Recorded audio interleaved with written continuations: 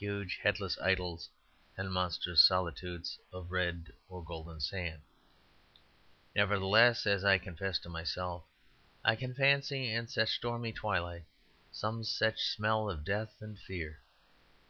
The ruined sunset really looks like one of the ruined temples, a shattered heap of gold and green marble. A black flapping thing detaches itself from one of the sombre trees and flutters to another. I know not if it is owl or flittermouse. I could fancy it was a black cherub, an infernal cherub of darkness, not with the wings of a bird and the head of a baby, but with the head of a goblin and the wings of a bat. I think if there were light enough I could sit here and write some very creditable creepy tale about how I went up the crooked road beyond the church and met something, say a dog with one eye. Then I should meet a horse, perhaps a horse without a rider.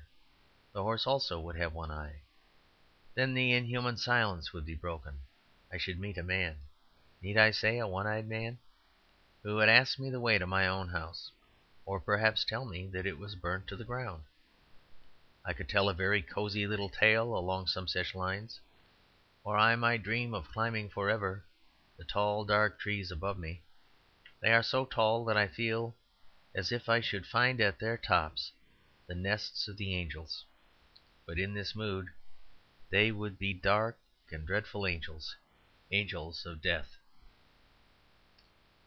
Only, you see, this mood is all bosh. I do not believe in it in the least. That one-eyed universe with its one-eyed men and beasts was only created with one universal wink. At the top of the tragic trees I should not find the angel's nest. I should only find the mare's nest. The dreamy and divine nest is not there. In the mare's nest I shall discover that dim, enormous, opalescent egg from which is hatched the nightmare. For there is nothing so delightful as a nightmare when you know it is a nightmare. That is the essential, that is the stern condition laid upon all artists touching this luxury of fear.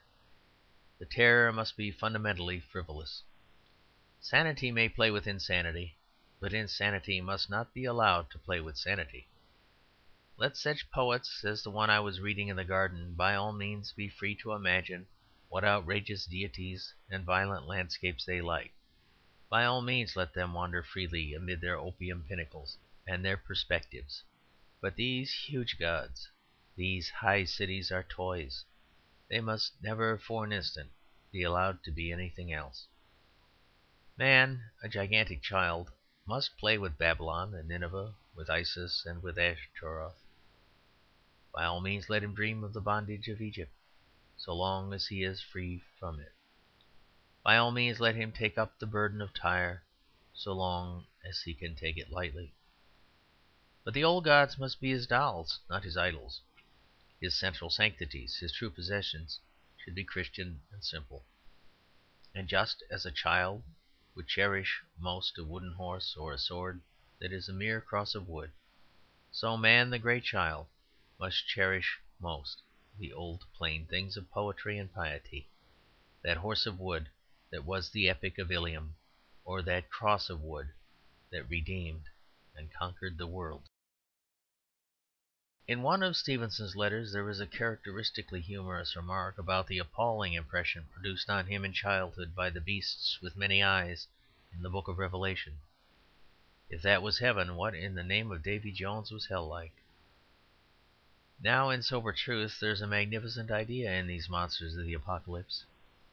It is, I suppose, the idea that beings really more beautiful or more universal than we are might appear to us frightful and even confused. Especially they might seem to have senses at once more multiplex and more staring, an idea very imaginatively seized in the multitude of eyes. I like those monsters beneath the throne very much, but I like them beneath the throne.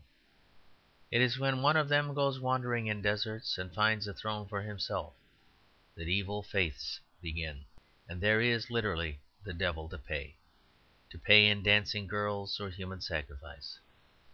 As long as those misshapen elemental powers are around the throne, remember that the thing that they worship is the likeness of the appearance of a man.